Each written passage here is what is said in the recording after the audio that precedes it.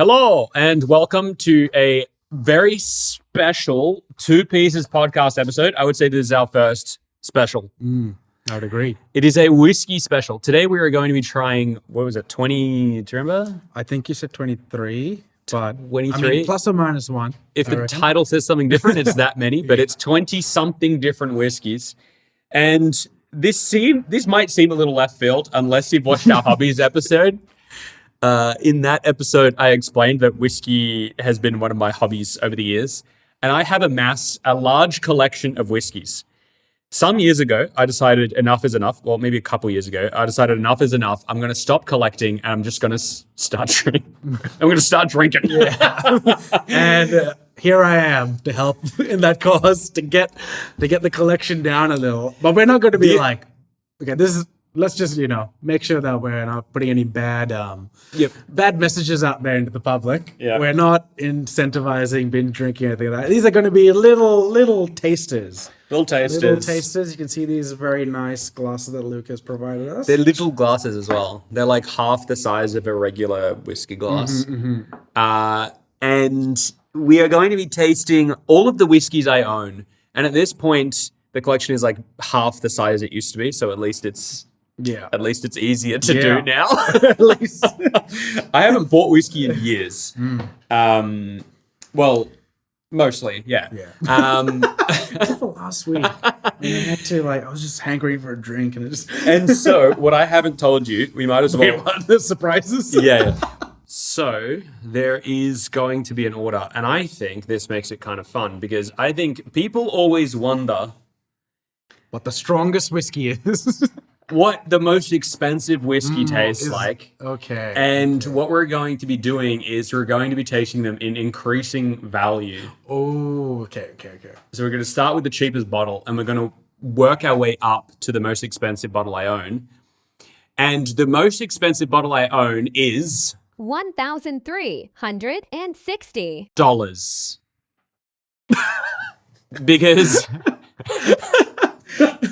Because I want the audience to know, so I'm going to add it in afterwards. Okay. I don't want you to know until we actually get there. This is a bit? I unfortunately cannot see the edit, guys. But yeah, I'm pretty excited as we start on this little journey. We are going to start with Jura Destiny. Okay. So you've obviously had a taste of all of the whiskeys that we're going to be going for today. Yeah, and let me explain, and we'll go into all kinds of whiskey talk as we go, but I have tasted all of these, and some of them are years old, and they might have kind of lost what makes them special. Guys, if you have a drink with you, maybe pour yourself a glass of water. Yep. Because we don't condone drinking. It seems, it might seem rich coming from us in this episode, but drink responsibly. Yeah. All right. Cheers. All right, first one. So we are going to be drinking these neat because if you're really tasting, really nice. I think it has. I mean, I don't know what this would have smelled like, but I feel like it has lost a bit of the strength of the. I think the smell is usually like the first thing to go, but the flavor is still there. And I actually think the flavor is quite nice. It's quite strong. It's got like a chocolatey, caramelly thing going on. Jura, I actually forgot to say how much it was. This is already. Oh, we're drunk, off track. I don't know how much I can do. So this bottle memorized all the prices of all these. No, I have it on my phone. So this bottle is $89. So we're starting off at $89. And the prices are going to be Australian dollars current pricing. We'll get into some weird caveats later, but yeah, if you're watching this 3 years in the future, that's July 2026. Hopefully inflation has worked its wonders and now the Australian dollar is the most powerful thing. So I guess we need to actually talk about what we're tasting because otherwise people are just watching us drink. What do you taste? I think it's really smooth. Yeah. I have no raspiness or bite in my throat while I drink it. And I wonder how many times I'll say that today. It really depends on how. But that was really nice. To be honest, the first one, your palate gets better over the course of the thing. And if I could describe a flavor, though, I didn't get the caramel that you said, but the chocolatiness. I should kind of get into it a little bit. So this one is peated peated with hints of smoke and spice. One thing that's really good when you're doing like a whiskey tasting night is it's really easy to have equal parts of water. Like it's really easy to, you just wash your glass out. So we get to rinse our glass out and we take the water. Now the glass is ready for the next one. And that way we keep drinking water the whole time. I mean, stay nice and hydrated. Very That's what you should responsible. do. Very responsible. Yeah. All right. Next up, we have Angel's Envy, the very dregs of an Angel's Envy bottle. And this one is $95. But I reckon it's going to taste like nothing and smell old like is it? and smell like nothing. Very old. Okay. I bought this one in 2019. And there's clearly a lot of air in the bottle. Makes a difference. Over years, it makes a difference. It doesn't make a difference over a year. Yeah. But Angel's Envy is a bourbon. So the last one was a Scotch, by the way. That means it comes from Scotland. I'll explain. It's just going to be like ADHD thoughts. No, yeah. This is, whenever I've done something like this with friends before, I've explained it as Whiskey Cert 3. So by the end of the night, you'll have your certificate 3 in Yeah, I'm whiskey. explaining to everyone. All right. So bourbon, it means American. American whiskey, usually grain, and probably quite vanilla-y usually. But Angel's Envy is also aged in port wine barrels. That's really nice. Yeah, it's still good. It's still good. Yeah, that's really nice. So it's sweet. It's very sweet, Yeah. like most bourbons are. That's probably from the port wine. Yeah, but bourbon in general. Sweetness that we're getting. Compared to the previous one, when I said, there's no like raspiness in the back of your throat, this is like even better at not having the raspiness. Yeah. There was nothing. There was no itch or anything. A big part of that could just be the air Oh, yeah, in the true, bottle, true, and true, it's kind of mellowed it out. But Maybe this is what they need to do with all their bottles. They just need to pour a whole bunch of it out after they make it, leave it there for a couple of years. This is like post-aged 5 years. And then they sell that. aerated. New idea, guys. No, but it won't smell like anything. That's the thing. Yeah. You lose the it's smell. lacking. To me, bourbon smells like Big Mac sauce. I don't get that. And I have not found anyone else who thinks that, but it's like distractingly so. Especially there's one in particular, Gentleman Jack. Oh, yeah? Gentleman Jack Daniels. I do not. It reeks of Big Mac sauce. I drink Gentleman's Jack a fair bit, like as a really? cut with like You drink Big Mac sauce? cut with like Pepsi Max when I'm out at a pub or a club or something. But not. I never got that. So what's other bourbons like? What Canadian Club? You think No, that's a Canadian whiskey. Canadian whiskey? What's It's in the other name. one? Yeah. Oh yeah, Jim Beam. yeah, Jim Beam bourbon. Jim You Beam really is a think bourbon. that smells like Big Mac stuff? Oh, Jim Beam, not so much. Gentleman Jack is the one. This one does smell a little bit like Big Mac. What's Maker's Mark? Is that a whiskey? Maker's Mark is bourbon. Yeah. Okay. Well, bourbon is whiskey. So it was our first bourbon. And did I say the price? I didn't think You did. I did? Yeah, it was 90 something. You definitely said 95. Yeah. Okay. Weird coincidence. The next one is also a bourbon. I think it's the only other bourbon. Bourbon is also usually grain whiskey. I think you usually said this. corn. Yeah, but I didn't elaborate. Corn is usually like quite sweet. Doesn't have that like bitter kind of finish that single malts do. And single malt just means it's malt whiskey from a single distillery. Because blends, they just blend whiskey from a bunch of different distilleries. Oh. It's got like half a smell. I don't know how to describe it. It's like it had a smell and it cut off. Oh, so this one is $100. We've stepped up $5. And we're going to the triple digits. We are now in the triple digits. I should say, I should actually say what the whiskey's called, if anyone is listening. This is Russell's Reserve. It's a 10-year-old Kentucky straight bourbon whiskey. And it's 45% alcohol, or 90 proof, I guess, if you're American. Yeah, I'd never really understood the proof. It's system. just double it. It's just Oh, double really? the ABV. It smells weird. It smells like the Chinese food we just ate.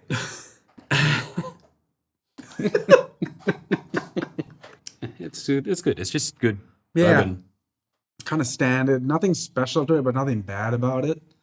I think it would be special if we compared it to like, a basic Jim Beam or a Jack Yeah. Daniels or something. No, But this is like, better than that. This is better than a Jack Daniels or a Jim Beam. But still, for drinking neat, I would pick this Angel Wings or Angel Eyes. Angel's Envy. I got it wrong twice. So, Right. Lagerbowl an 8. This one is not as aerated as the other. This is the most full bottle I have. So this one, we're still going to be able to get a nose from. But our nose is in this. You are definitely going to get a smell from this Yeah. one for sure. Have you had Lagavulin before? Nope. I never heard of Lagavulin before. Oh, you don't partake in Nick Offerman's drink of choice? Is this that one? Oh, Yeah. that's cool. But this is the 8-year-old, which is weirdly more rare and interesting than the, I think, 13-year-old, 14-year-old, That whatever the he had in basic the- standard is. That he had in the show. Yeah, these days there actually is a Nick Offerman edition of Lagavulin. That's Yeah. so cool. I love that. I love that. Because it shows that the company is kind of like open to doing like kind of fun things. They're not trying to be serious whiskey company. Yeah. Even though Lagavulin is like the most like I'm serious about Yeah. whiskey there is. Like, and you'll be able to tell as soon as you smell it that like it's a different ballgame. It is totally different. So Lagavulin is It's almost like there's a cloud in there that I'm like taking a smell. I mean, obviously, but like it's really it's so hard to describe these like sort of conceptual ideas of smell when you guys can't smell it yourselves. But well, I reckon so. First of all, Lagavulin is heavily peated, which means that the wheat is like almost smoked with peat bog. And so it's very smoky, but it's like the 8-year-old, especially compared to the older one, is very grassy. It's like a grassy peat, like a fresh grassy smoke. it's almost I'm so bad at these kind of things where I need to describe. You'll get better as you go. No, I don't think I will. No, you will. You absolutely will, because I'm trying to describe it, I just can't. your palate, like, because I've done these whiskey tasting sessions before, your palate like locks in over the course of however many. Wow, that like sat there. Yeah. That sat there on my tongue. It's almost like it formed on the back of my like an tongue. oil. It formed like this is like sort of layer that after I drank the actual liquid, that layer sort of seeped through the back of my tongue and then to the rest of my mouth and my throat. So this one And is I would definitely need to drink a bit more to get the actual flavor. 48%, So getting up in percentage as well. and it is $119. Previous one was 100, right? Flat 100 or 105? 100, yeah. We've gone up $20. Big Which jump. doesn't sound like much, but we're 20% more expensive. Yeah. I should clarify, when I talk about the price, I'm not talking about the price I paid for them. I'm talking about the price that if you wanted to buy a bottle of it today in Australia, specifically in Australia, because alcohol It is different really, in- really expensive because of the tax laws here in Australia. Yeah. If you're watching from somewhere else, if you're Australian, you know full well. So this is from the this is what's called an Isla whiskey. This is elite. This is great. So okay, This is great. which means you probably like Isla whiskeys because they will all taste in the same vein as this. And Isla whiskeys, the first time I really got into whiskey was the first time I tried whiskey from This Isla. is definitely something that if I had to imagine, because I'm not a person that drinks at home, like ever, just like casually. But if there was a drink that I could drink at home, it would be something like this. You are in luck because this is another whisker from Whisker. A whiskey from Isla. It's 10 years old, so 2 years older than the last one. This one should be stronger, I believe. Yeah, 50% alcohol. Okay. I am excited after the previous one. I think it should be like the last one, but with a bit more body and kind of interest. I don't know. Although it's been open for a long. That other one is a Yeah, fresh it's bottle, quite so the fresh. nose is I just smelled it up. Yeah, it's kind of lacking, I think, in the strength of that. I don't know. I'm trying to keep smelling to see if something will come, but oh yeah, I can see what you're trying to say. It's sweeter. There's a sort of like an initial kick, like a front to the taste that comes along. It doesn't last very long. It's just like, oh, here it is, and then the rest of the flavor, the nice sort of spiciness, a bit of spiciness that starts sitting on your tongue. Well, appears after that kick, and That then would be the rest because of the extra ABV. Because it's 50%, it'll feel a little spicier on the tongue. I like the sweetness in it. yeah. So there's like, I find Isla whiskeys, they're all very peaty, and there's different ones have like a different, I feel like, base smoke. Some of them are salty, and I think this one's kind of sweet. Lagavulin, I've always said, is like volcanic. have not picked that. Why do you think it's volcanic? It reminds me of volcano. I don't know, like volcano smoke. Oh, the smell. I don't know the vibe of it. I can't. Okay, now that you're talking about the smoke, I can see why. Because what I said when I smelled that one was it felt like there was a cloud there. Yeah, It wasn't coming out of the glass, and then Yeah. when I smelled it, I took like a whiff of this cloud that stuck. So yeah, Yeah. it's almost like I can see that. But this one, I can't smell it that well, so I can't compare it. I think this one's a little sweet, but also a little salty.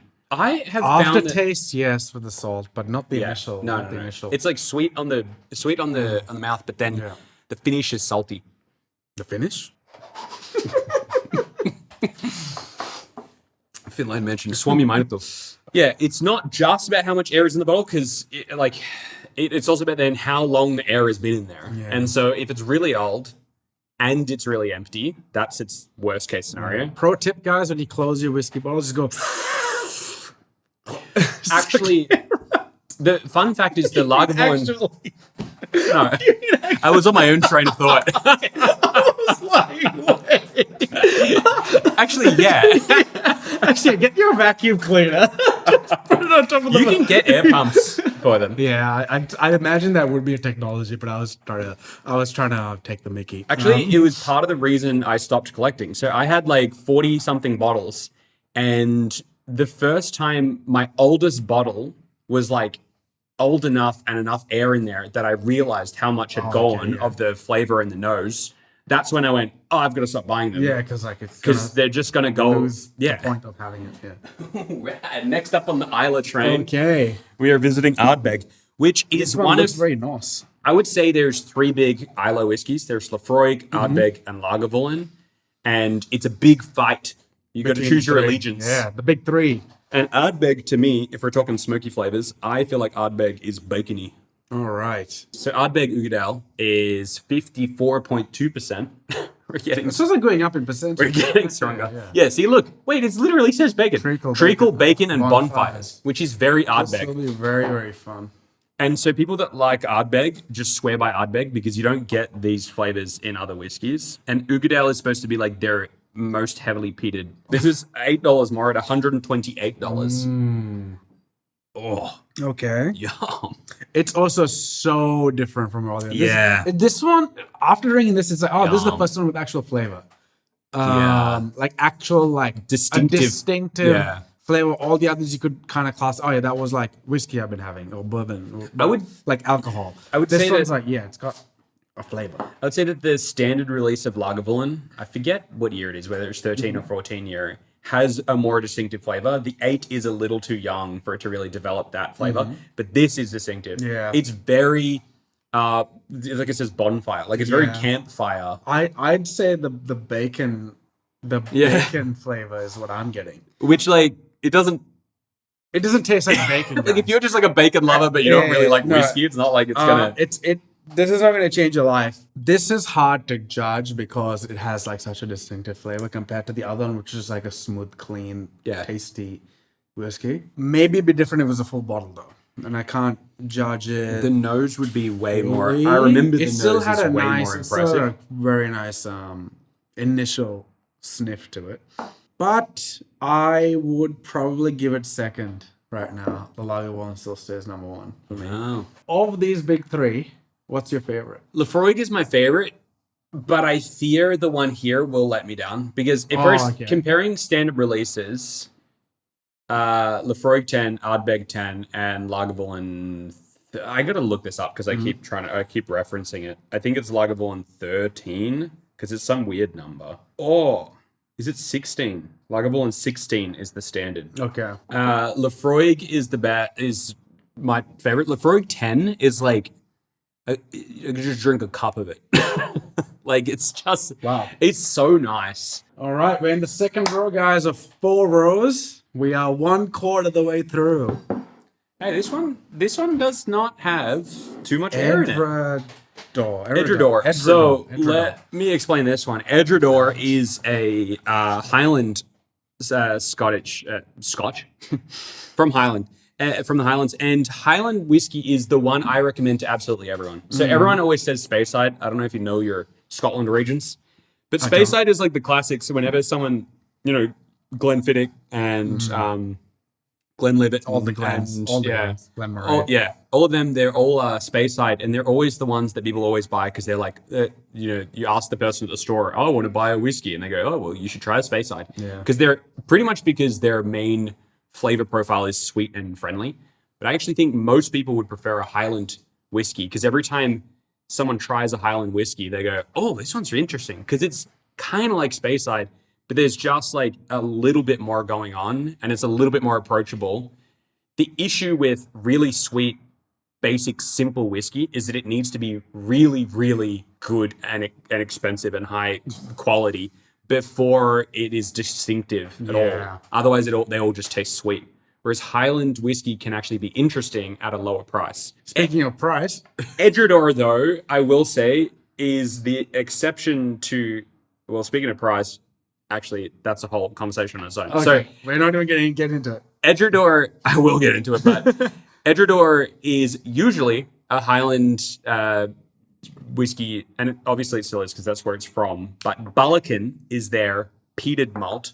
It's like they release it as like a limited thing, and so this is their peated malt. So this is going to be more like the ones we just had. It's just interesting because the ones we just had are from Islay, and this one is not, but it will taste like it. So it's a peated Highland, but we haven't had a Highland for you to compare it to. Oh, Jura. Is that a Highland? I believe so. I believe so. I could be wrong. It's a single malt Scotch whiskey. That's what it says. I believe Jura. Oh wait, am I being an idiot? Is it not from the Isle of Jura? The point is, this one is peated, but it will be different because its base malt is actually quite different to the Islay. Very different. Well, it does say double malt, as in it's used two different. Aged 8 years.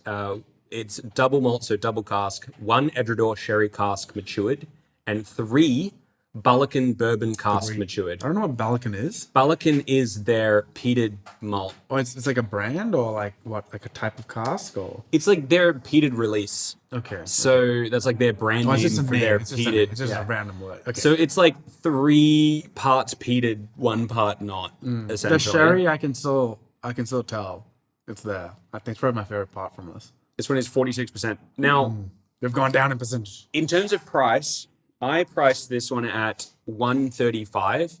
That's because that's how much it really should cost. The thing is, what does that mean? I mean, like, it's in my heart. It costs $135. It's like sometimes you can buy it and sometimes you can't. And at the moment you can't. And if you wanted to buy it in Australia, you would have to buy it from overseas, and it would cost you $439. There are other ones where I would count that. This one I don't, because it can be bought here. Exactly. It can be bought here, just depending on the month or whatever. Like if there happens to be a release, there's a bit of warmth there. There's a bit of It's definitely not as smoky as the other. No, it's not. It doesn't taste powdery to you. I'd take a sip and it's like there's powder on my tongue. For me, it kind of does a coat instead of powder, but maybe I don't have as sophisticated a palate as you. I really don't think I do because I don't have. I mean, from looking at the range as we'll get through it, I have maybe 5 of these types of bottles, maybe 6. Can you read the Japanese on there? これはお酒です。It's from Osaka. This is from Osaka. Osake. Osake. It's like alcohol. This alcohol. This is alcohol. Okay. And I'm not going to attempt to read the rest. I think as a peat lover, usually all peated whiskeys end up tasting like they come from the same place, and this one literally does not. Which is why you have it? Yeah. Also, because if you read it differently, it kind of looks like it says Edredor Bolchin. And that's why you bought it. Okay, that's why you spent $400 on this bottle. No. And imported it into the country. Weirdly enough, it is why I bought it. In a roundabout way. Oh, I guess, you saw the label and you laughed at it and you thought, oh, what is this? No, so, I was at a whiskey bar with Matt one time. and he saw it on the menu, and he was like, "What is ball chin? We got to try that." And we tried it, and we liked it. And so then when I went to Japan, I found a bottle and I bought it. So In Japan, have you ever done like a tour of like a whiskey distillery or anything like that? yeah, I've Suntory done Yamazaki, Oh, okay. and it was sick. Well, the tour itself isn't that great, but just, like, going tasting to the it all. distillery, yeah, and then you can try some of their like really expensive ones there at the bar, and for like way less than what you would spend at an Yeah. actual bar. And so, like, I think I don't remember what I tried, but I think I spent like $40 on like a half pour of one of the whiskeys because it's like usually that thing would cost you like hundreds and hundreds to try anywhere Right, else wow. or something like that. Like, you can try some really rare stuff there. Speaking of going to distilleries, we have Starwood here. This one is fun. This one is Port Melbourne. Port Melbourne. I drive past this while I go to work literally every day. I have also been to the distillery quite a few times and Have you done the tour there? and done the tour, and I've done the had tour. what's it called when you get the Yeah, paddle. Yeah. the paddle of whiskeys. Yeah, so this is regular Starwood whiskey, but it's aged in Isla peated whiskey barrels. So Okay. and the weird thing is, and it's called Starwood Unexpeated, and the weird thing is from memory, and it's fairly full, so we're going to get the full experience. Yeah. From memory, it really is strange because it's like you're drinking a regular sweet Starwood whiskey, and then you swallow, and then the smoke comes after. Right, It's like it comes in stages. Should be interesting. Starwood whiskey usually is quite sweet and like friendly. I think to the general public, this is going to be one of the most appealing. I mean, it won best distillery of the year, maybe not last year, but the year before. Did it? Yeah. It's really good. I really Yeah. like Starwood. Oh, it smells good. I think it's not just that I think sure it smells good, but I think being able to smell it's like- being able to smell the It's like whiskey. it's like so obviously a nice smell, like to anyone. You don't have to be like an alcohol liker or lover. It's But it doesn't just, smell peated. This is like, this is a nice, like almost fruity. Some Yeah. kind of fruit. Yeah. Well, it says here peach.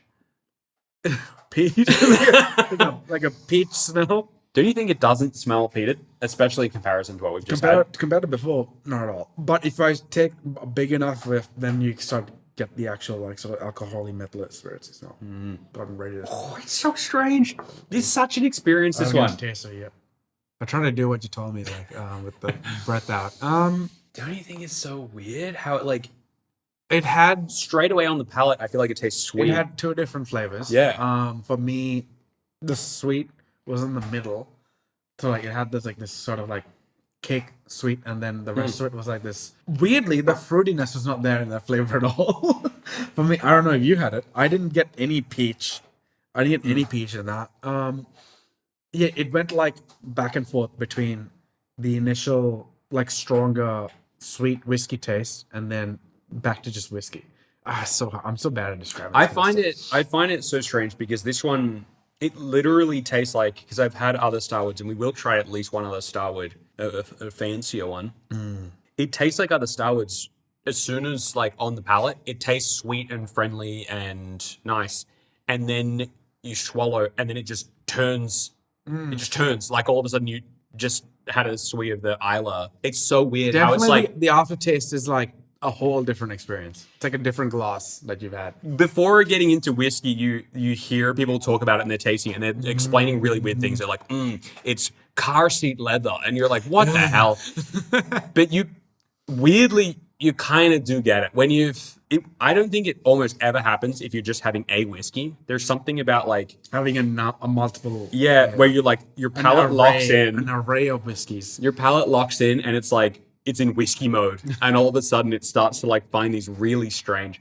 And also, I'm going to say, I don't think it's pretentious. I'm putting out a hot take here. Okay. I don't think it's pretentious. I think it's like the opposite. I think it's just silly and fun. I feel like it's like the other way around, where it's not like I'm being so serious that I'm like, it tastes like car seat leather. It's like, it's just like, I feel like I can taste car seat leather, and you're just like being silly with it. And then your friend tastes it, and you're like, yeah, I can see where you're coming from. I hope I get there. I hope I get to class. Oh no! It's hitting. Don't drink, guys. Do not drink. Drink That's where I get a responsibly. tap on the shoulder and they kick me out of the bar. Taxi. This is Savu. How would you say this? Tiranpeli. So this Finland is a distillery from Lahti, Finland. All right. Terenpeli. I was about to put an accent on to say it. Yeah. It's like all I know in Finnish is Valtteri Bottas' name. Valtteri Bottas. So I'll just put that accent on to say Tiranpeli. Terenpeli. Yeah, that's pretty good. Sabu. And so this is their smoky whiskey. So this is a Finnish whiskey. And I don't know what they're doing these days. I don't know how many distilleries there are, but at least I think it was the first distillery in Finland. It'll be interesting to see your thoughts. I'm not going to lead the witness any which way, other than the fact that I'm Finnish and you're drinking it next to me and you're going to... and you're definitely going to like it. I like the label. I think it's nice and clean. And I mean, it just reads... I recognize the font. It just reads as like spirit. Yeah. You know, like... Because I'm assuming it would have been a gin. I think it may be a gin distillery, and they started doing a whiskey. That felt like a hard sentence for me to get out for some reason. I don't know what the reason is. For a little bit though, I totally zoned out. I'm just looking at the glass. You were just speaking. You were speaking to the audience. You're having a one-way conversation, and I was like, "All right, let's go." Ooh. Yeah. Okay. I know what this smells like, but I'll wait to explain. If you're gonna say goat, no, this is just goat. No one's gonna understand the reference. I'll keep that between ourselves. It smells like goats. Oh.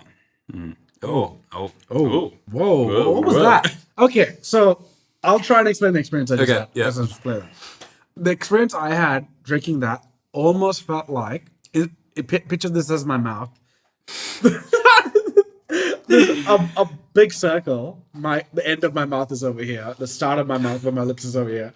And for some reason, the concentration of the flavor came down twice. And then in the third one, it picked up to alcohol. But it was like I drank water. Okay. And then I drank way less water. As in like, it was just still water. It was like, generally, it felt like I drank water. Like the flavor, like just nothing. It had zero flavor. Yeah. And then bang, here's like the alcohol. Here's the whiskey. It wasn't strong or like crazy or anything, but like that. It felt like my mouth went through filters. It was like I drank a cloud of like empty liquid. That the liquid had it just on the circle of the bubble of liquid was water. And then there was a second bubble inside that had the actual whiskey in it. And then eventually it popped. Okay. As it came down my mouth. All right, you can go. So first of all, this is the same price as the last one, $139. I was like wondering whether you were going to meet me there with like the calling Whiskies car seat leather and meeting each other. But now I'm feeling like I got to go for your bubble thing. It felt like a bubble. It felt like there was like a second flavor that was trapped in a bubble, and it took a while. I kind of get that. I actually kind of understand what you're saying. There. Whereas the previous one, where the flavor changed, it was like there was a flavor at the start, the Star one. There was a flavor at the start, and then the flavor like obviously switched. Yeah. This is like no flavor. You just have some liquid in your mouth, and then here's the flavor. Yeah, I kind The of get it. bubble pops after you've drunk it for a bit. So I think I can, with my whiskey knowledge, I think I can explain what's going on here. Why it tastes just so different.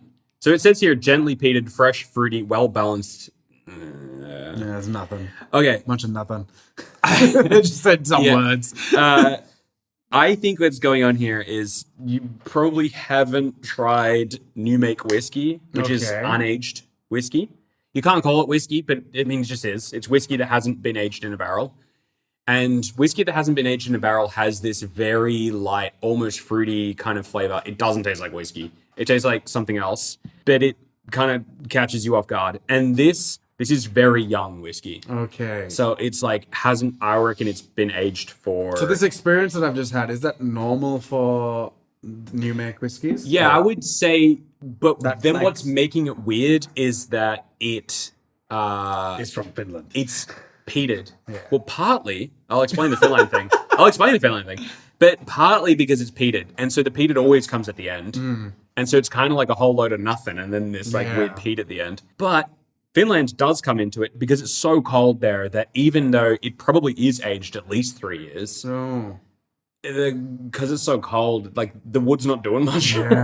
Because like that's why bourbon's never aged for that long, because the heat like is pulling through the wood, so it like sucks through the wood, and then overnight it cools down, and then it kind of like goes back into the barrel and kind of goes like this. It breathes. Right. That's why in Melbourne we can age whiskey really fast. We can end up with dark, kind of in quotations, aged whiskey in like a few years.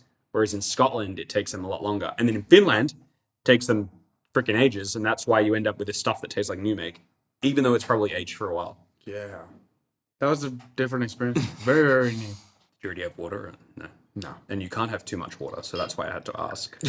You can't have a second thimble of water. This is the first time we're heading over to Japan. The land of the rising sun.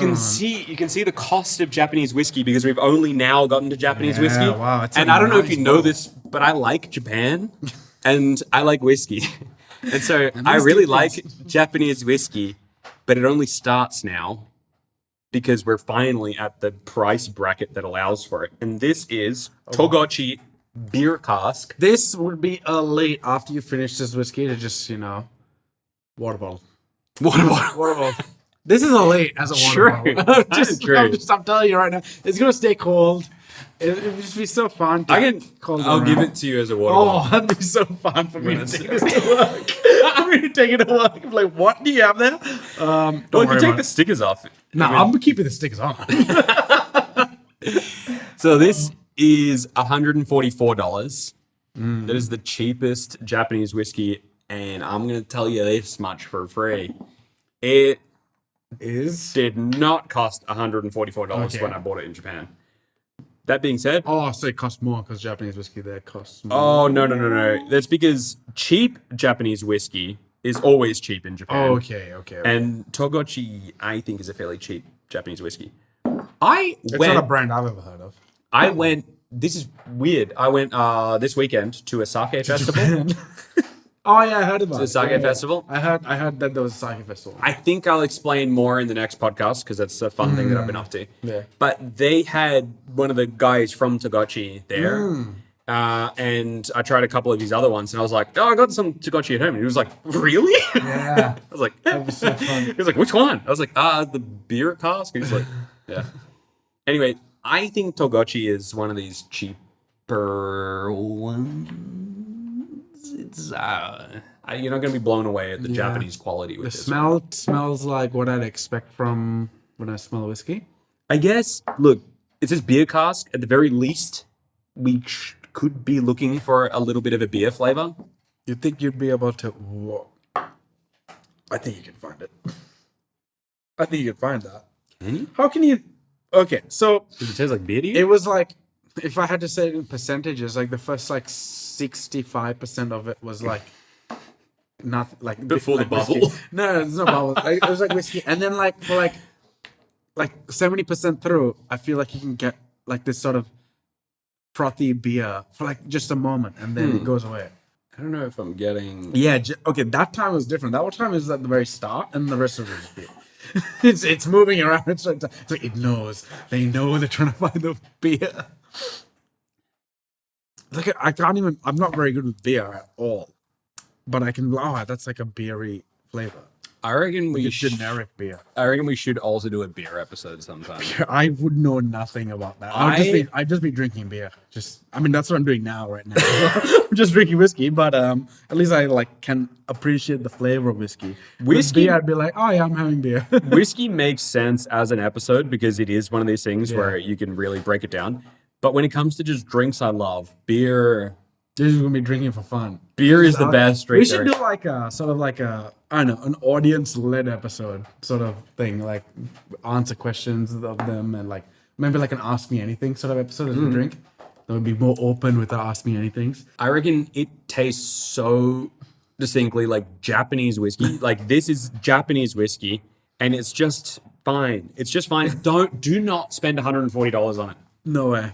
If you're gonna spend $100+ plus, get something like a Hibiki or Well, Something really nice. I still wouldn't. I think especially the basic ones like Hibiki Harmony, the entry level. Like this is the thing. The entry level Japanese whiskey is it's fine. It's good, but it's nowhere near worth the price. Like maybe half the price of what they charge. I think look, I've had my Japanese whiskey and I'm gonna say my big Japanese whiskey take. Japanese whiskey was worth it 10 years ago. Now it has gone so popular and the price has blown out of proportion. Japanese whiskey is modeled after Scotch. Yeah. And Scotch is made at such large volumes and it is not hyped at all. Like you can just buy Scotch for the price you should be able to buy. And it hasn't even really increased. Well, what am I saying? It got the sort of inflation of price along with everything else that Japan kind of produces. Like the hype around Japan sort of must have affected whiskey as well. It would have, but it actually started before then. It started with Hibiki 17 winning Whiskey of the Year. Okay. And then Hibiki going up in price. And then Japanese whiskey going up in price. And before the big Japan boom, this is pre-COVID, before the big Japan boom, Japan ran out of whiskey. Like, no joke, because back then there were like 3 distilleries. Right. Well, it blew up. And because whiskey has to be aged for like 10 years or whatever, they ran out of the age statement whiskey. Like, it has to be minimum 10 years or whatever. That's so and they just didn't have any more. And so the price blew what up. they did have was like really expensive. It blew up because they just didn't have any supply. And then they started making way more. And now we're ages later. And you would have thought by now it could come down in price because now they have the supply again. But now the demand. We have our second of 3 Starwoods. That's 3. This one is something special. This one is at... Oh, actually, the price I'll explain later. This is Starwood Ginger Beer Cask. Ooh. Earlier sounds really nice. There's a chance I've had a version of this. Yeah. Like when very first time that they released it in like 2021 or 2022. No, this one was released in 2021 and this is already number 6. Oh, okay. So they've been doing it for a while. 2021. I bought some of the earlier ones too, and it's so good. So at the moment they're up to batch 8. Okay. And you can buy it. So this is the thing. This is what I need to explain. It's a regular Starwood whiskey, but it's aged in ginger beer barrels, and it is so good. A nice mid-game palate cleanser for us before getting back in, because it's syrupy and it's gingery and it's super good. But if we're talking price, it's when it's like, it's really nice, but really, would you go around and buy this? No, I would. As like a casual person. I would. I'm saying. Oh, okay. I would. It's $159. It is a 500ml bottle. I don't know whether the newer ones are 500ml, but anyway. Speaking of, I don't like their new branding, but anyway, I like this. No, old when branding. I'm saying this, I'm saying this is a great type of whiskey to just give someone that doesn't really like whiskey. Yes. But that person that doesn't really like whiskey probably isn't going to spend that kind of money. Yes. Also, you have to like ginger. Oh, yeah. The better one is the honeycomb one. Yeah, 100%. That's so good. So good. I'm not kidding. I think I had gone through 4 bottles of it. Yeah. It's just, at home as well. it doesn't even taste like whiskey. It just tastes like syrup. Nice. It's just nice. So anyway, what I was explaining is batch 8, the current release of this. So these are individual barrels, and so every batch is going to taste different. Batch 8, you can buy it right now. It's $159. Buy it, link description. But my point is, because this is batch 6, technically, if you wanted to buy batch 6, you would have to spend $300 plus and import it from somewhere. But that's not really true to the price. So I'm going to say it's $159. Because that's probably what it was when you bought this. Yeah, but also, if I wanted to buy this again, I would just buy batch 8. No one really cares that much. I'm sure different batches are a little different, but like it's not like it's wine where there's like the grapes are completely different that year. Although the barrels would be different, but you know what I mean. It's not going to completely change. It's such a syrupy, rich, like sweet one that it's going to remain fairly consistent. Yeah, the amount of ginger in that smell is not that high. It's fairly hot for a whiskey. Yeah, I suppose. After I had a piece of ginger at the Chinese restaurant, I know exactly what ginger tastes like right now, to be honest. To be honest, this is also That like a 5-year-old bottle. yeah, it's quite close to empty. That is not what I remember it tasting like, but I'm gonna finish my thought there. You know what I like though, in hindsight, compared to the honeycomb one. The honeycomb one tastes like syrup. This one actually still tastes like whiskey. So it doesn't taste like a liqueur. It does still taste like whiskey. You know what? I don't know. I don't know about this one. You don't know. You don't like it? No, it's not that I don't like it. I just don't rate it. Maybe it's because it's near empty, but the ginger beer flavor, sorry, is so. It's like, oh, I can taste it, but it's not adding anything for me. It's very different from the very first time I had it, which was ages ago. But when I thought it was awesome. Do you know what though? Part of it would be the air, but I also think the flavor of this one would be strong enough to hold up to the air that's been in there. Okay. I have a unique use case for this one. You know how I was saying when you're drinking whiskeys and you're doing them back to back, and then all of a sudden you start picking up these weird flavors and everything. I think this is not one of those. I think this is one of those bold flavor whiskeys that if you're going to have one whiskey, oh yeah, just pick that. You could just drink that one and it's going to taste the same then as it does. You don't need to prime your palate for this one. Yeah. It's bold and it's strong enough.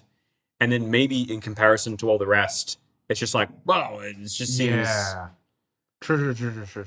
like it's trying too hard. But maybe you want trying too hard when you've just eaten your curry for dinner and you're like, you know what I mean?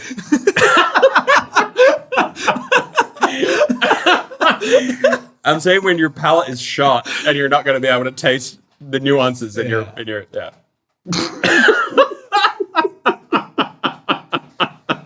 that's funny. Probably that's the reason. It has a sort of distinctive flavor, but it's not like so strong that it stands out compared to previous ones. All right. Continuing this story. I can't ever say this. Lafroig. Wow, I would not. The pH. It's a Lafroig. Yeah, Lafroig. I have a bottle of this at home. Not this exact one, but do you have Lafroig 10? I have a Lafroig something. You would probably have Lafroig. I think I have the generic Lafroig, whatever the. Well, it the would most be normal. Lafroig or Select Cast. Yeah. Select Take a Cast picture is when I fine. go. Lafroig 10 is great. So this is a travel retail exclusive. It's the So it's like all the duty free or something. yeah. Pedro was that Ximenez? Sherry. Ximenez. So it's a sherry cast Lafroig. I don't think it's better than Lafroig 10. The weirdest thing is Lafroig 10, I would still say to this day, is probably my favorite whiskey. And I've never owned a bottle of it, which is so strange. I mean, when I say favorite, I mean all things considered. Price, availability, history, because it was like the first whiskey I had that really got me into it. I don't mean that like just pure flavor alone, this is the best. I just mean that like, it's nostalgic for me. We're old enough for a whiskey to be nostalgic. Not for me, no. No, but you're at least old enough. From yesterday. You started drinking yesterday. For context, my favorite whiskey is actually. I keep trying to pour you more, and I always accidentally pour me more. That's a funny way of saying you just want to pour yourself more drinks. Oh, it's an accident. Oh no, what happened here? Oh, whoops. Well, at least I'm not, spiking you, trying to. My favorite whiskey is. It smells so good. Well, I'll have this first. It does smell very, I very love smooth. Lafroig. Very, very smooth. It's peaty, like it's super peaty, but it's wow. Yeah, wow. It's so good. Yeah, it's really, really, really, really good. And even all the air, and I don't know how many years I've had this, but like it's a big bottle. Is that a liter? Yeah, because it's a travel. Yeah, of course. Yeah, I don't know why I didn't. This is actually probably better than the. I can't remember how to say it. Lagavulin. Yeah. This is probably jumped it. Right. Lagavulin's still a strong contender, but I thought something topped it. Did it? I thought Ardbeg topped it. No, Ardbeg. No, Ardbeg did not top it. Ardbeg did not top it. Ardbeg came second. I was like, oh, it's nice, but it's got. Yeah, no, Lagavulin still was number one until this. And Lafroig 10 is better. Yeah, I should check what bottle I have. I'm very sure I have this. Either way, all Lafroig is great. Lafroig 10 is the best. I have this thing about standard bottlings. So like every distillery has their like main release. I mean, some have a few, but a lot of distilleries will have their like main release that they sell the most bottles of. And that's what I'm saying when I say standard bottling. So Lafroig 10 is their most popular one, and that's Lafroig when it comes down to it.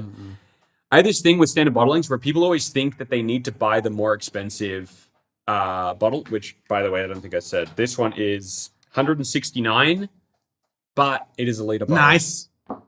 It's a liter bottle. I probably should have put it lower down to the flavor. No. I mean, like, I should have accounted 169 is for a liter. Yeah. I should have taken away at 30% and brought it earlier. But anyway, standard bottlings, the regular releases, people always think that they need to spend more and get the limited releasings.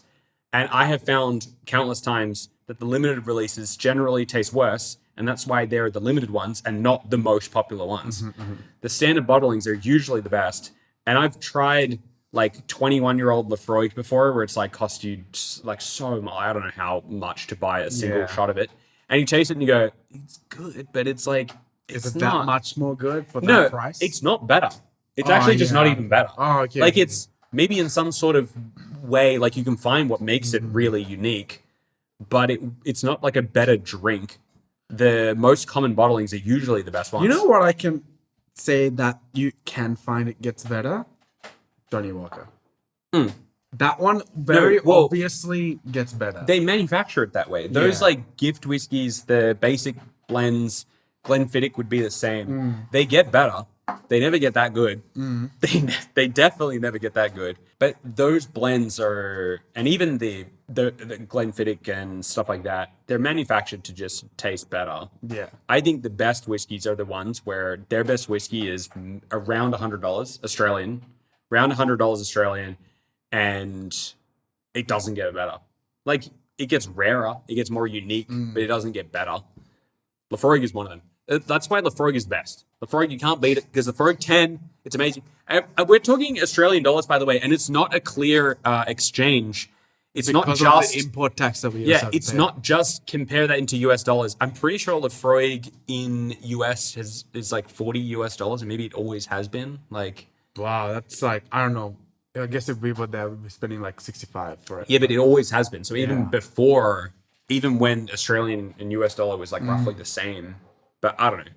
I mean, a long time ago. We don't know. Like, whiskey in general is super cheap in the US. It's a clear, like, I still think Lagavulin was really, really good, but this is like a clear, like, step above. Maybe it's drag Lagavulin to this next tier with it, because I still really liked it. I'm going to do an unconventional move. I'm going to bring back Lagavulin from the dead for the next one. Wow. I want to give you another try of it, because I want you to compare to know how much better this is. Really? Okay. Yeah, because Lagavulin nostalgia. Lagavulin 16, I think, would be toe to toe. Lagavulin 8, it's just not there. Like Lagavulin 8, you'll taste the youngness of it. That's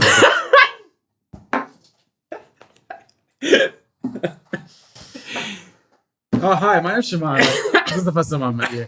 I know nothing about you or what you've said in the past.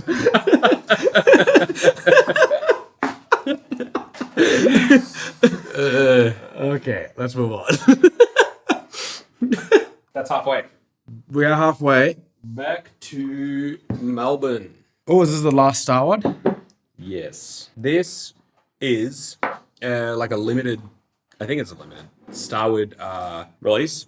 Starwood Vitalis. I've never seen this bottle, but I did hear about it because I'm on their newsletter, so I saw the announcement for it. It came in like a full-on like wooden box. Wow.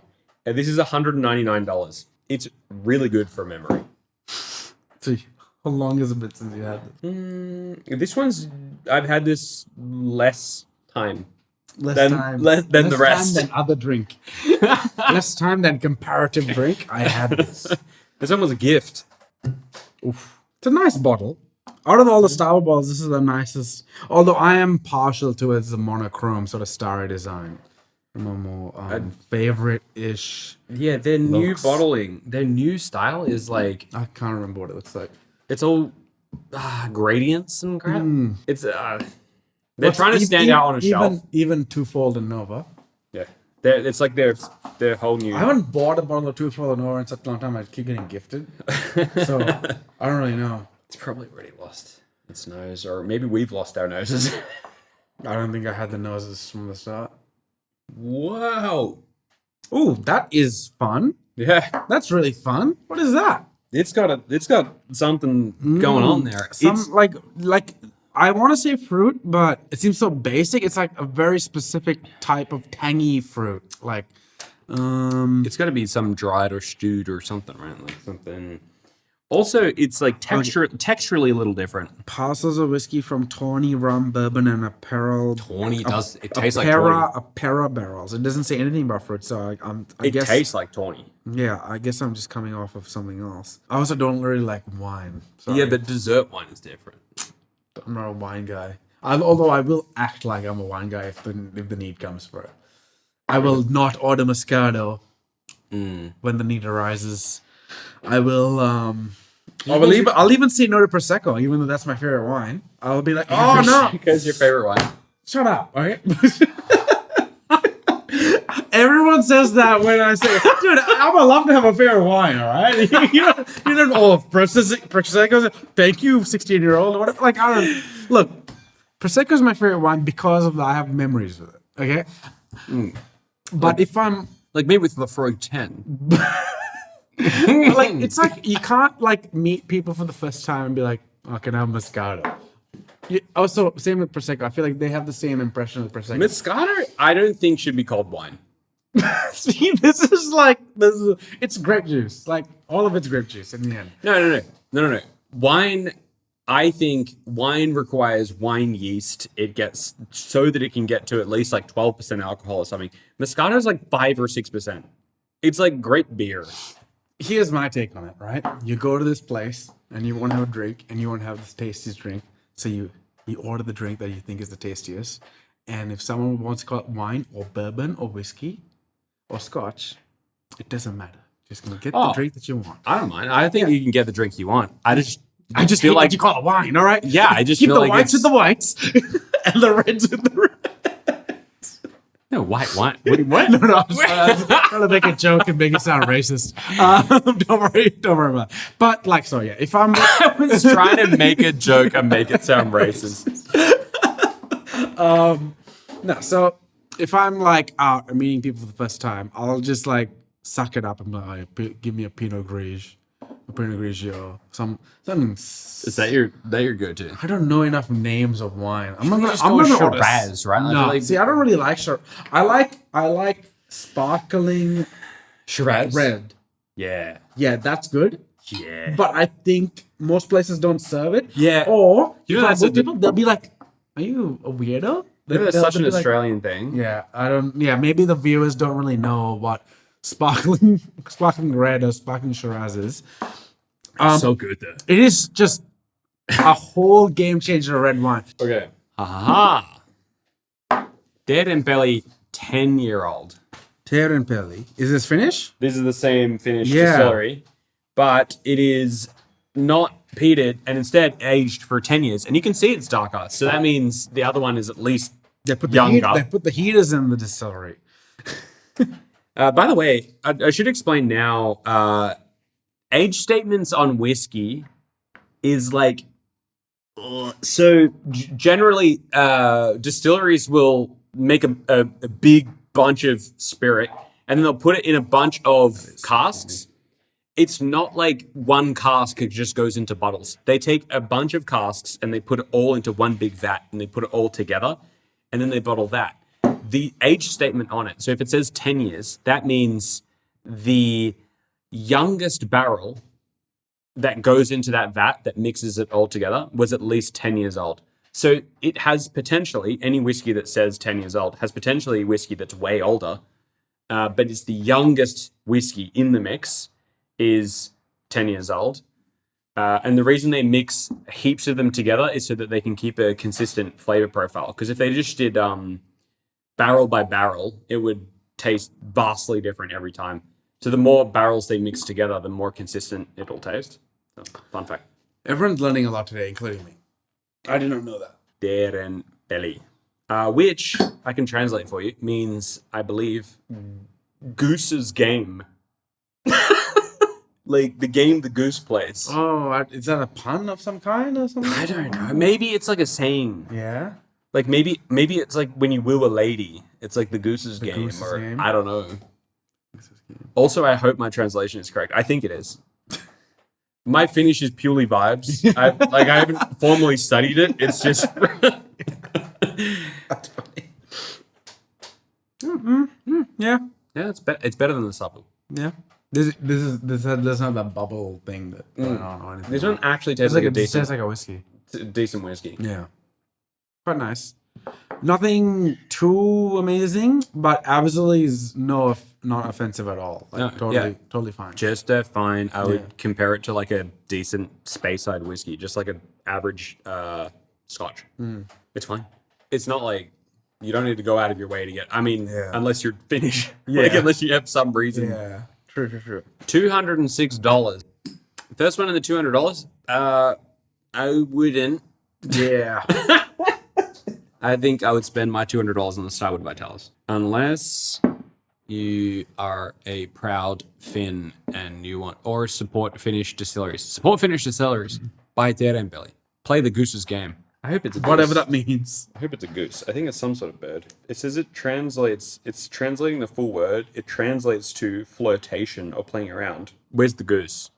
Tell me where the goose is. The goose. Grouse. Black grouse. Black grouse's mating What's a display. Grouse? Is it grouse? Grouse. It's a bird of some kind. It's a bird.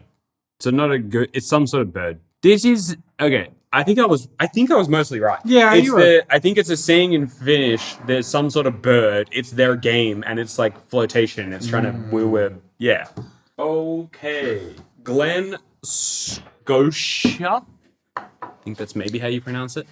This is a Glen Scotia.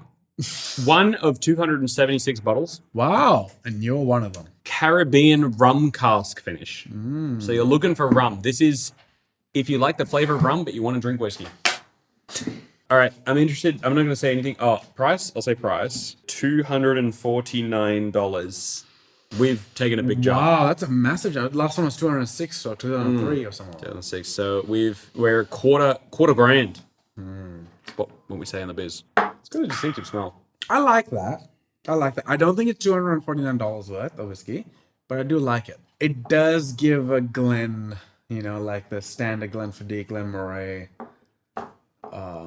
flavor. Like I'm expecting whiskey from Ireland to taste. Ireland? Yeah, Ireland. I think if you had Glenfiddich or Glenlivet or any of those, I'm not good enough to know rum. I think this one would taste more spicy. I think Glenlivet and all those, they're designed to taste like clean and.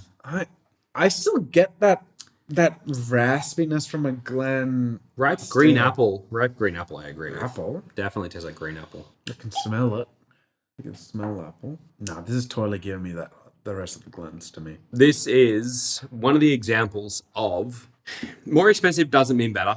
And that's very much is like a special edition thing. That's why it's so expensive. Well, that's what I mean. Yeah. When it says one of 276 bottles, usually that means it's come from probably a cask. Yeah, there you go. Yeah. Cask number. Cask number 31TWC. So it's come from one cask. And one cask usually means we can charge a lot because there is only so much supply. So it is a limited thing. You can never taste this again. It was in this one cask. They can't make this cask again. It's gone. So they'll charge a lot for it. But that doesn't mean it's like the tastiest thing you've ever had. Maybe, like if it is, tough luck because you're never gonna get it again. But this is, I think, fine. I am not gonna lie. I've been using this for like mixed drinks for people. I don't see why not. I mean, for a few of these, like, why not? Next whiskey. This Meme review. Ichiro's malt Winewood Reserve. Now, this is a Japanese whiskey It has a very Japanese name. that I recommend. It is $259. Is it worth that money? Probably not. Probably not. If you're going to assume if it's a Japanese whiskey, it's not worth the money. Let me decide if it's worth the money. But I will say, do not be swayed. This one, good. Ichiro's malt, what do they call it? The white label one, the one that's more common than this one, it's like a basic one, is bad. It's just bad. Oh, like, is that the more normal one? But this is like a special one. this is Like a level up? yeah. Their regular white label one, it's just whiskey, but it's worth, like, they charge so much money for it, and it is just not worth anywhere near it. So this one I actually bought because I tried it in a bar once and went, holy moly, this is so good. And I bought a bottle of it. So this one I went, oh, it smells good. That's happened to me such an infrequent amount of times. This was in Japan. I went to, it was a beer bar. They did beer. And Why is it like, it's got like flower? it smells good. I'm going to say this is the best nose. I don't know. Like, I reckon this is the best nose. I'm out not of good all at of the- describing flavors or smells. I'm also really bad with colors. Like, women hate me. No, I'm kidding. But I'm really bad at like being expressive with adjectives like this. Oh, it's in Japanese.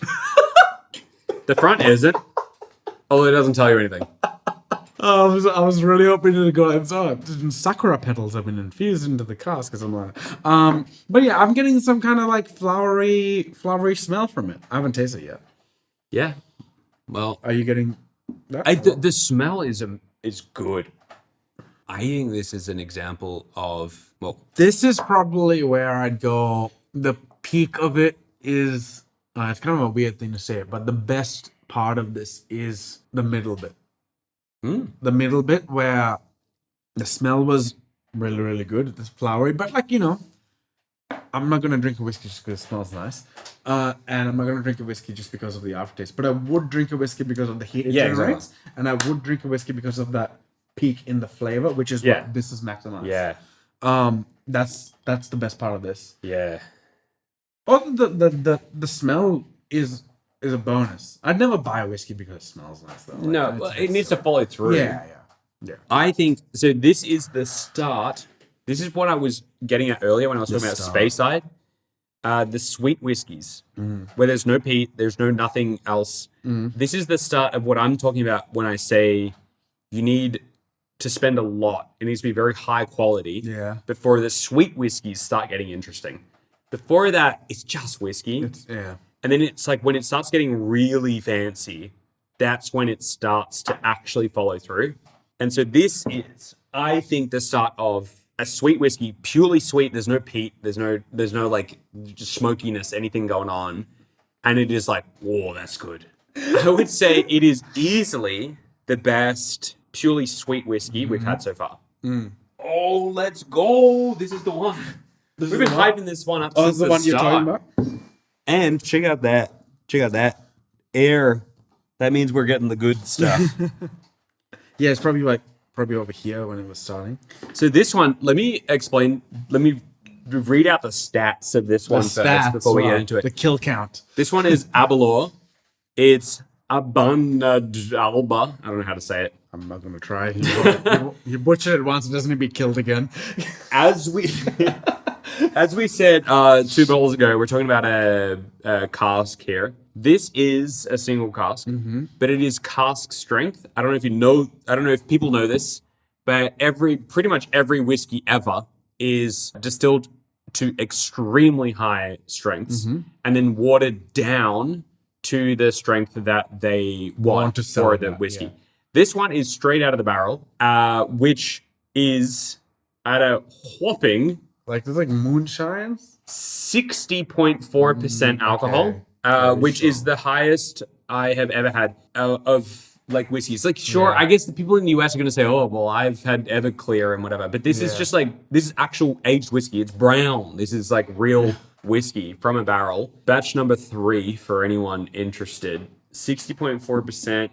It costs to buy it $329. not US, Aussie. And look at this Aussie dollars. wax finish. Real- It's very nice. Real maker's mark. Wow, This one is one of the ones that I like. No, okay. Oh, there's the wax. I like to, I can pop it back on later. I like to explain this one. This is what I mean when people talk about smooth. There's no way you're getting a 60% alcohol that is smooth, but you're getting other things. Smooth is not the be all end all. What you get out of this is what I've explained already. It's hot. It's like you're drinking like hot apple pie. Hot apple pie is how I explain it, and there's nothing else to it. It is like, it's not like you're going to get heaps of interesting notes out of it. It is like it's a textural experience. I think it's nice though. Like it's fun and it's nice, but The smell isn't giving me like, I can smell spicy from just this is the first time I've actually got like heat on the nose from like, oh, there's a little bit of alcohol. Yeah, it's like, going to be like, oh, this is going to be. oh, quite strong there. Yeah, it's going to be strong. Even after drinking every Yeah. whiskey. Nothing else that I've smelled has been like, oh, this is actually going to be like alcoholic. Maybe it's 60%, so like, what do you expect? Yeah. That's what I mean. You like that warming feeling. Yeah, definitely. It's like, This is the one. this is beyond anything else Yeah. in terms of that feeling. Yeah. Would you call the warming feeling the finish? I feel like it's a I don't know what it is. It's like The warming After feeling is that. very like unique Yeah. to whiskey. I think it's unique to whiskey. That was better than anything else in terms of the warming feeling that I got. Even more than the Jura, which was the first whiskey that we had, which obviously has like always when you have the the first, first one, yeah. whiskey is gonna be like that. But yeah, wow, that was That's what I mean. It's like a textural or like a bodily experience, this one. Where, and what I will say for anyone wondering, it's 60.4% alcohol. And like, not to be that guy, but for that strength, you almost have to say smooth. yeah. Like, as Yeah. in surprisingly drinkable for 60.4%. I don't know if you cut it from the podcast or not, but after the whole spiel you went over 2 different whiskeys about how you shouldn't call something smooth. This is surprisingly smooth. It just is though. Like that's what I mean. It's not like you can't call something smooth. It is a characteristic of whiskey. And I think for the strength, It's smoother than I expected 60% to be. Aftertaste on the top of my mouth, a bit of apple cinnamony. yeah. And then the rest of it was the heat, which is what's bringing it up a tier. The bodily experience. Yeah. Okay, viewers, we're All right. we're getting ready to the final one of tier 3. Yeah, and then we are in the last. And then we're in the last Last row. quarter. It's, Last quarter. If you've been sticking around, which obviously you have if you're hearing these words, what are you drinking right now? You know, if you're drinking along with us, what are you drinking? What are you thinking? What are you feeling? Are you feeling warm? Is it whiskey? Is it like beer? Is it water? Also- I congratulate you if it's water. Yeah. Good. We're all If you're not drinking water. if you're not drinking, I'm interested to hear your perspective on listening to an entire podcast about people drinking.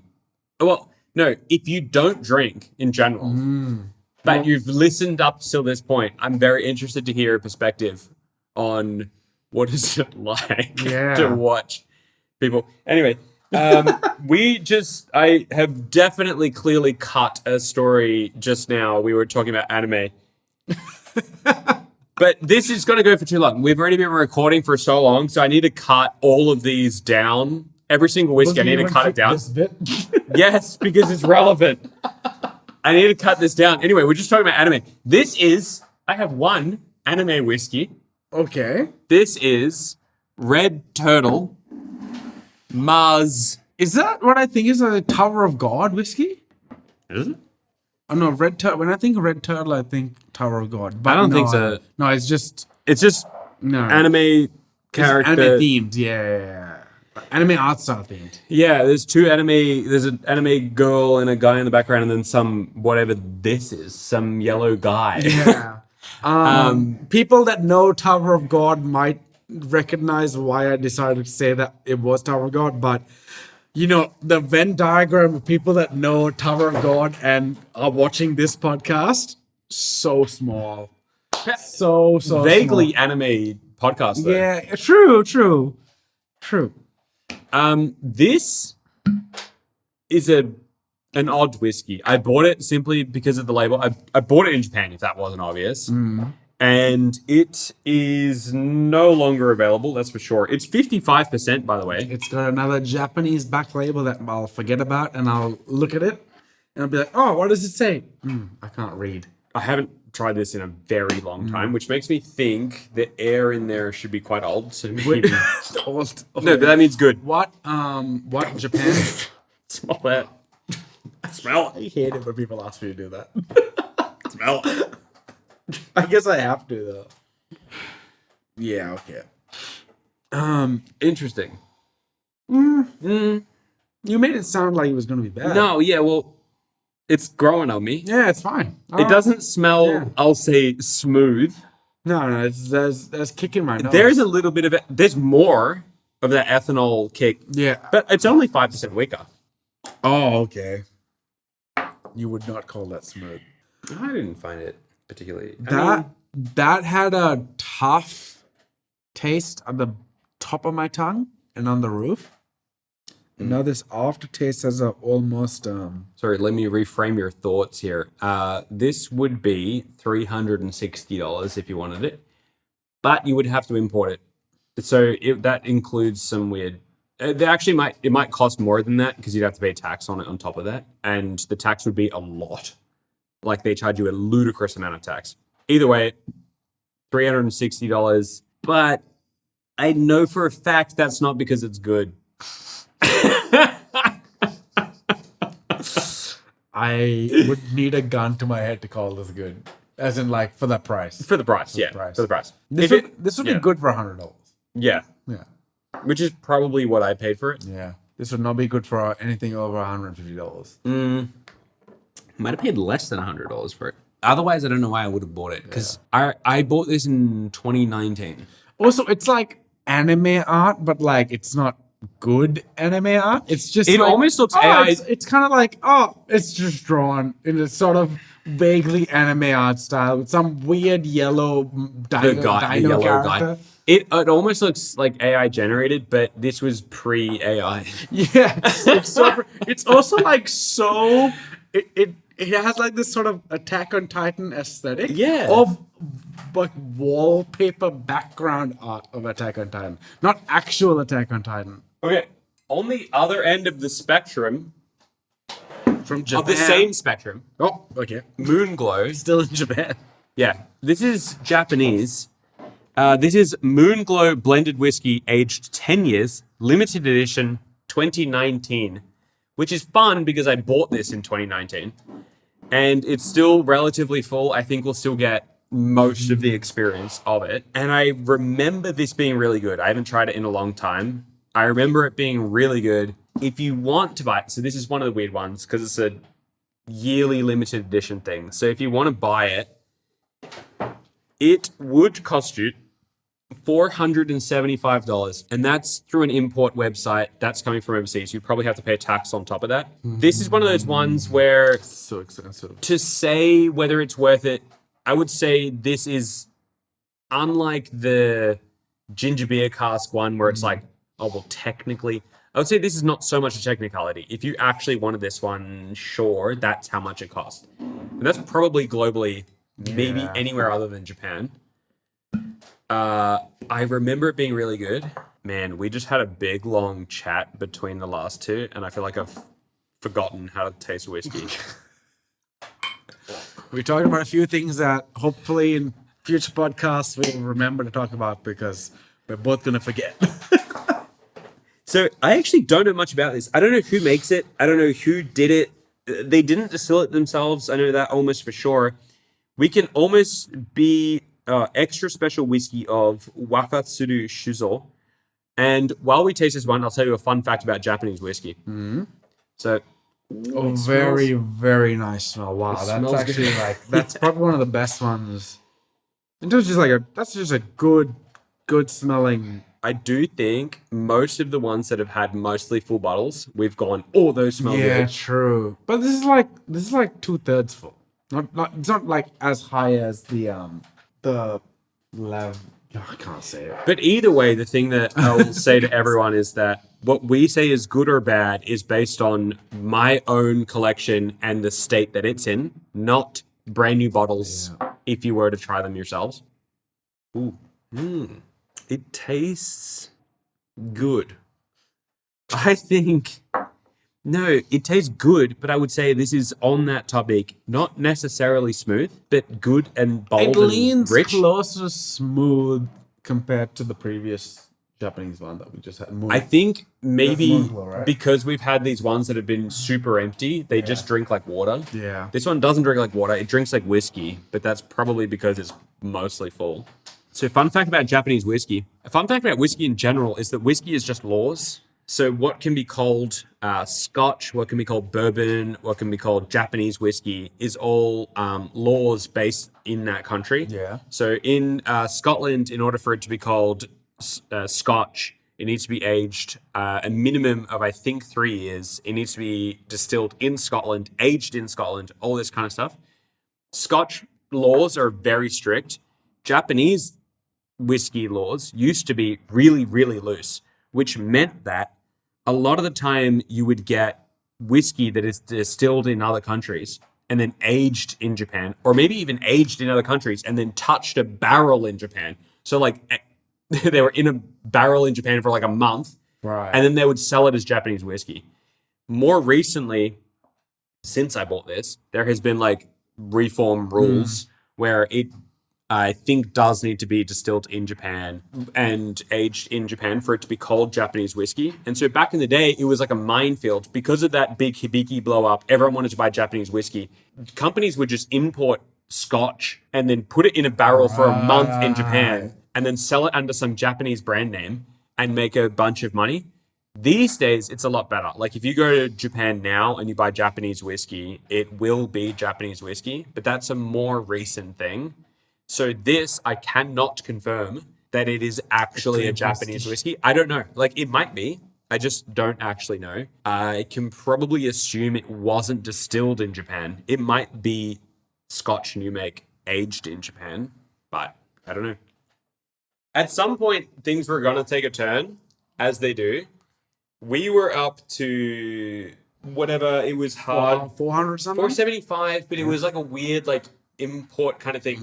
The next one is genuinely, if you want to buy it at this price, it's for sale, and it is $799. That's a big jump. Aussie. So this is Okay, right. this is for sale. This is a bottle I recognize. This is for sale in Nika. Yeah. this is for sale on an actual Australian website. If you want to buy this bottle in Australia, $799. There's one left. We had a look today. There's probably postage as well, but I guess it's $799. You're not concerned with that anymore.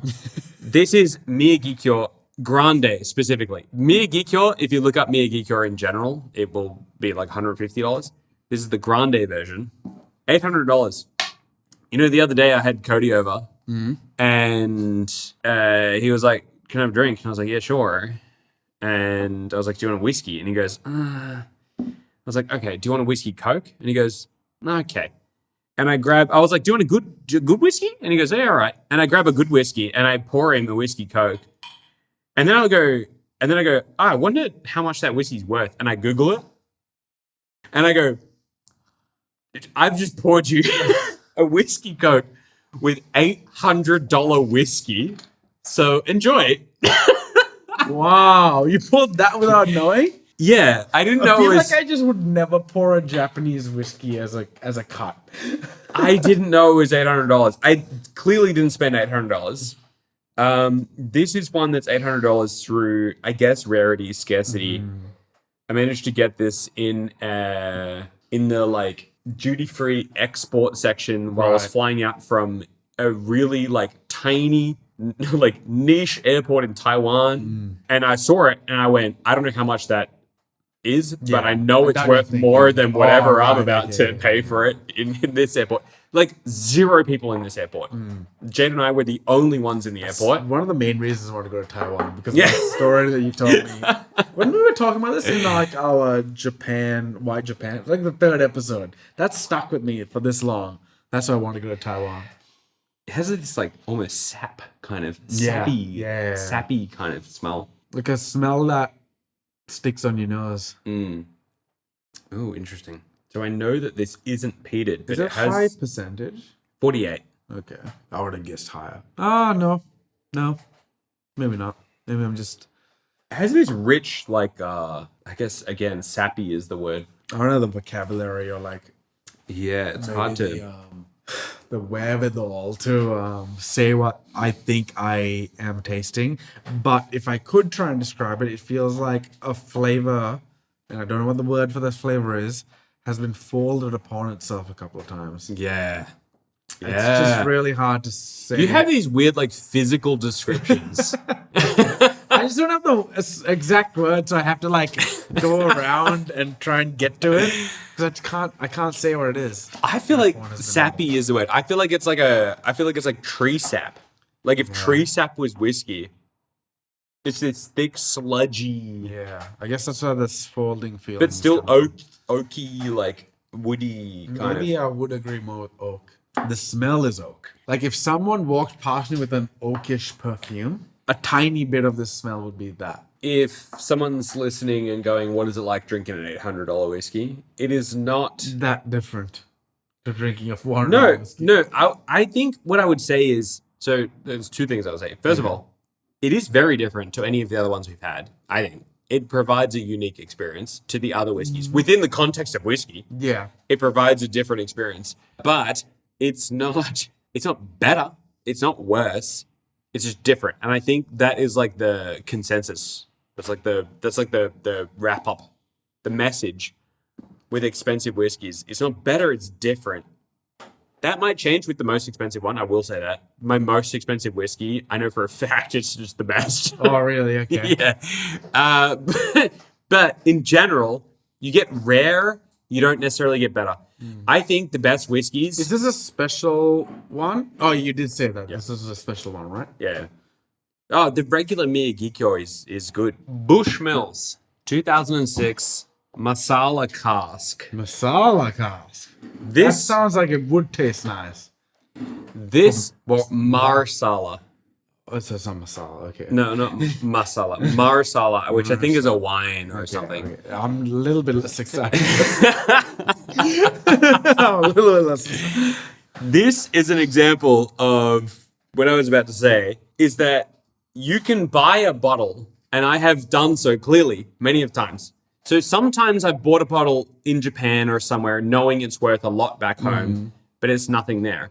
Sometimes you can buy a bottle, it is worth as much as it is when you buy it, and then over time, it can increase in value dramatically. This is one of those examples. This bottle, so I think I paid $150 back on it back in 2021, and even then it was a limited. I had to be signed up to the whiskey club to buy it. Wow, okay. But this, you can't buy it right now if you wanted to. It's not for sale, but it recently sold within the past couple years, sold at auction. A full bottle of it sold at auction for $825. So if you wanted to buy it, you can't. You get lucky. You would need to get lucky and then wait for an auction and then maybe spend $825, but that was a couple years ago. Maybe it would be more. Yeah, wow. The point is, I spent $150 on this. And so my point is, sure, this is a very limited, very expensive, rare bottle of whiskey, but the flavor didn't change from when I bought it. When I bought it, it was worth the $150 plus being involved in the membership to buy it. Whatever that accounts for. Yeah. But it was worth whatever I paid for it then. Now it's worth 800 and something, potentially more if you could actually buy it. But that doesn't change the flavor. And I think that's an important thing to think about. But maybe that just means it was undervalued to start with. Or was it like a new product? No, Bushmills, it's a limited release. Right, okay. And I think sometimes some releases just take off because they end up being reviewed insanely highly. And so this is, I would probably say, an objectively really good whiskey. Okay. Whether that means it'll be your favorite, I don't know. I don't even know if it'll be mine. But this is one of the ones that is genuinely, like, when we talk about, oh, technically it's worth this much, this one is actually worth that much. Especially since it's, like, not available. Yeah, I think out of all of the weird pricings, all of the weird like justifications we're going for the pricings, I think this one is actually worth it because it went at auction for $825, which means it must be worth at least that. And that was a while ago. I think it smells good, but It's a strong smell. yeah. So this is 47.2%. I guess it's similar Bushmills, to 46. by the way, is Irish whiskey. It's not Scotch. And Irish whiskey is usually categorized by being a little bit sweeter. Oh, that initial flavor is a very different thing. Yeah. And I could be totally wrong here, but chocolate? Yeah. Yeah, I can see it. Well, dark chocolate. Yeah. Yeah, that's right. Sorry, that's Yeah. kind of what I meant. Dark chocolate. Initial. The rest of it is still the kick and the raspiness. Wow, I didn't expect that. It says rich dried fruit and cherry complexity, but Obviously not what I said, but distilled 2006. dried fruit though, yeah, okay. I can see how I can confuse dried fruit with dark chocolate because dark chocolate kind of has that like bitter flavor to it. Maybe dried fruit is also, I guess most people would say, is a more bitter flavor than normal fruit. Which is But they're also clearly, I feel like with this one, it's worth like looking up what are the actual tasting notes. Okay. So for the first time, we'll read the actual tasting notes. Aromas of raisin, cinnamon, fresh orange peel, and toffee apple. I can smell cinnamon, that's for sure. Fresh orange peel. Oh, yeah. Can definitely get fresh orange peel, yeah. Yeah. Got like a Negroni vibe. Negroni, yeah. Negroni. Negroni, yeah. I can get Negroni. All right. So palate, it says a velvety and honeyed mouthfeel, brimming with caramelized brown sugar, vanilla, toasted almonds, and spiced fruit. And then finish, long, rich, and slightly dry. Finish. With lingering notes of warming ginger and spiced pear. I think I can get that with the finish. The finish. Dried fruit I can get. I don't know about specific dried fruit, but there's just a weird dried fruit vibe. So we just had this whole rant about price not equating to how good it is. But You this just one brought is the out best. A tiny bottle. This one is the best. It's a And Yamazaki. I'll say it is the best, but I also think it does play into what we were just saying. It comes along with the story. I went to the Yamazaki distillery, as we discussed. And at the Yamazaki distillery, you have a chance to buy a limited bottling this big, one per customer, of whatever the limited bottling is at that time. So again, rarity, you need to be there in the first place. But per chance, I think this might be potentially one of the greatest whiskeys I've ever had, ever. Okay. This is a Yamazaki distillery exclusive Spanish oak peated malt. And so they do sell the Spanish oak, but this is the peated malt version of the Spanish oak aged. It's 48%. This bottle, and I'm going to, for sake of price, adjust it to a 700 ml equivalent because that makes it fair. It would price this at, because you can buy this in Australia, you can buy it online right now, you can get it delivered. Adjusted for 700 ml, this would cost you $1,360 for a 700 ml bottle. Okay. Very expensive. And there is this much left, which might be mostly what we're going to have now. I think it is. So you can buy this whiskey, or you can buy a washing machine. It's like a good washing machine. like a pretty good washing machine. Sorry, I should have said like washing machine, or like a very nice fridge. Yeah. Or a bad car.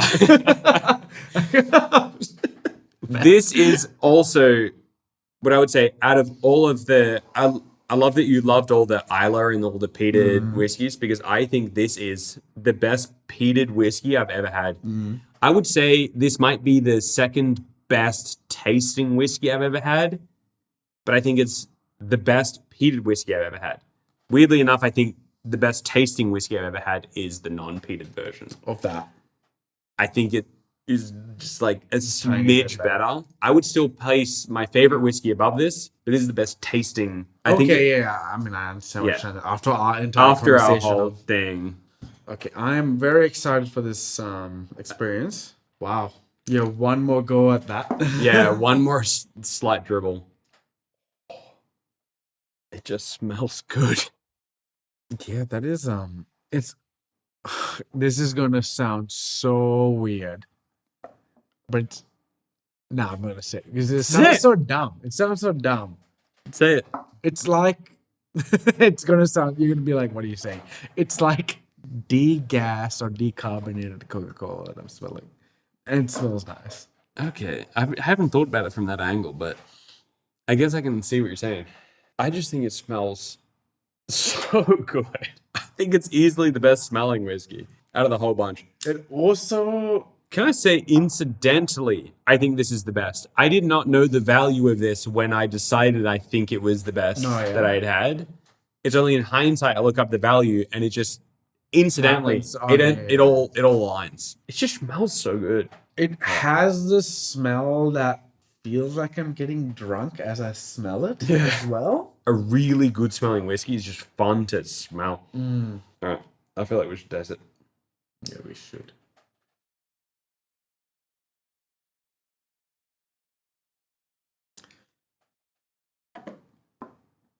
It's very good. It's very good. It's very good. I think it's very obviously better than the others. Yeah. It's very obviously better than the others. I'm going to say this right up front, though. I don't think it's like $800 better than I can't say it. The Lafroig? Yeah. I don't think it's $800 better than that. But it is obviously better than that. Yeah. To the, like a laughably amount better than that. Yeah. However, not $800. You shouldn't be spending $800 more for. But it's a diminishing returns thing where like the cost gets way higher as you're looking for percentage increases. And I think this is so much better that it kind of just makes sense. I have tried so many peated. It's clearly a peated whiskey. It's got that peated flavor. I've tried so many, and I've tried, really expensive versions of Lafroig and all that kind of stuff.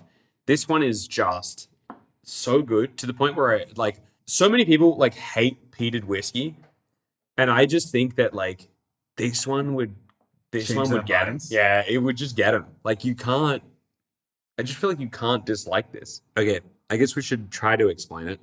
It's hard though. It's hard to say that it just tastes better than everything. So I think the first flavor is it's like a stewed fruits kind of vibe. Stewed fruits, dried. Yeah. Dried fruits that fermented dried fruits. It smells so good as well. That are I guess the smell of it is what I'm tasting, but I'm not smelling it at all. What I'm smelling is something just really nice. The finish is obviously smoky. It's smoky. It's not like it's overly smoky. Yeah, that's obviously better than everything else.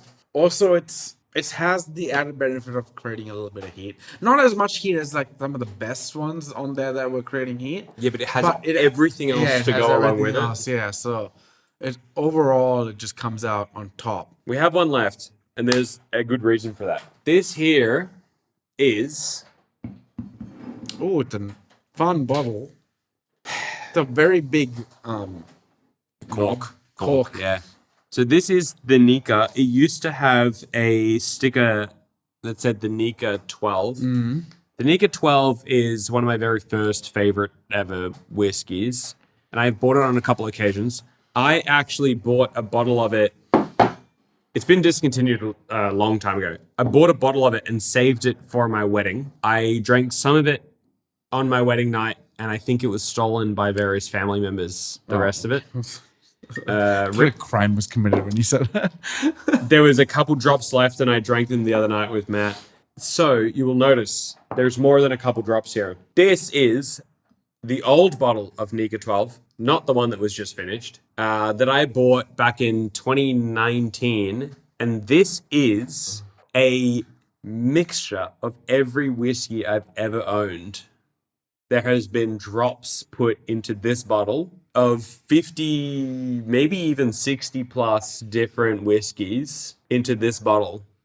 So, What? in terms of price, priceless. You can't buy this.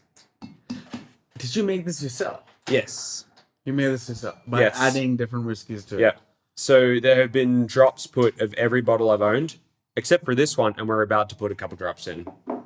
I don't want to put the whole thing in because I would like one more taste of this, but I'm going to put at least a drop, so at least it's in there. There we go. This is very interesting. I have not seen anyone else do this ever.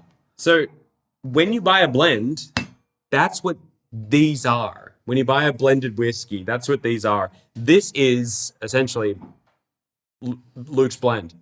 This is, out of all the whiskeys that I have bought, this is a blend of all of them. Cheers. Tell me what you think of the smell, because you're going to get all kinds of things. Yeah, all kinds of things.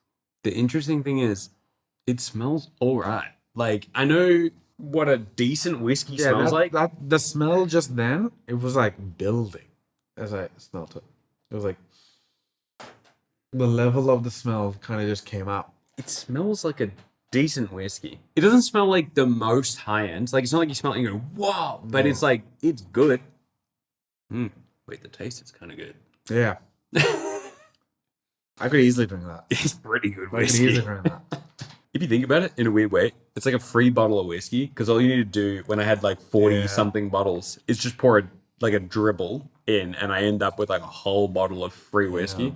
It's kind of good though. Yeah, I can easily drink that. To explain At the it, same time, though, after I put it down, I was like, I should not take another drink. It's the thought I had in my mind. I was like, all right, let's take a pause. But after the first sip, I was why? after the first sip, I was like, oh, I could drink that forever. And then took it a little time. I was like, whoa. Whoa, let's take a minute. So I guess if we're gonna try to explain it, it's sweet. I would say it's sweet. It definitely is on the sweet side because there's no dryness. Not even It's dry, but like as in dry fruit. what's interesting is that the peat doesn't come through real strong. I think that's because I put less of the peated ones in. But it's not like it's overly peaty. I am wondering if every sip I take is different. Yeah. Because that's what I'm starting to feel now. Tastes a little bit like white chocolate. I don't know if I feel that. Maybe my next sip, maybe our sips have been different as well. It's, man, So you're saying you can't get the Nika anymore? the Nika 12, they sell an unaged version, a no age statement version, but they stopped selling the 12-year-old age statement. The 12-year-old age statement is in my top 3 whiskeys of all time. It's amazing, especially fresh, not when the air's gotten to it. When the air's gotten to it, because I've done that. When the air's gotten to it, it's just whiskey at that point. You need to drink it fresh. That's one of the best. I hope they bring it back one day. I really do, because I would like to buy a bottle again. They do these days. They call it the Nika Tailored. They replaced it with a no age statement version. I actually haven't tried the tailored. It can't be as good. The Nika 12 Could be this good or like the No, actual, as the original actual one. As the actual one. The actual one's better than this. This is good. This is actually good. This is good. This is good. I think apparently when you combine a bunch of good whiskeys, it ends up into a good whiskey. the but averages are to be good. what's interesting is you wouldn't pick that it's 50-something whiskeys all in one. I mean, who would? Who would be able Yeah. to just tell that? Like, you gotta be an insane person to be able to tell that. But if you tasted that blind, you would just go... Oh yeah, this could be anything. I would put it like middle of pack? the spectrum. Yeah. Which I guess makes sense. Do you have any closing thoughts on your whiskey cert 3? This has been a very, very, very interesting experience for me. So like today I kind of came into this thinking I knew what I knew about whiskey, as in like I knew what I liked, I knew what I didn't like, and I also knew the limits of my information. I have walked out of this knowing the limits of my information as well. I always knew I wasn't an expert in whiskey, but this has been a really fun experience in terms of just obviously all the little nuggets of information you're given about the different types of whiskey and the stories behind some of the bottles and stuff like that. And also maybe expanding how much effort I should put into when I drink a not just a general like Jim Beam or whatever, but like a special whiskey. I shouldn't just I always do smell it at least once before I drink it and then drink it and then get through the glass and then move on. But never do I ever just sit on it and think about it and think about what it feels like and stuff, because I will never ever get an experience like I did when I found my favorite whiskey like I did earlier if I just do drink it. Yeah. I don't know. Look, we're not a alcohol recommendation podcast, but buy Lafroig 10.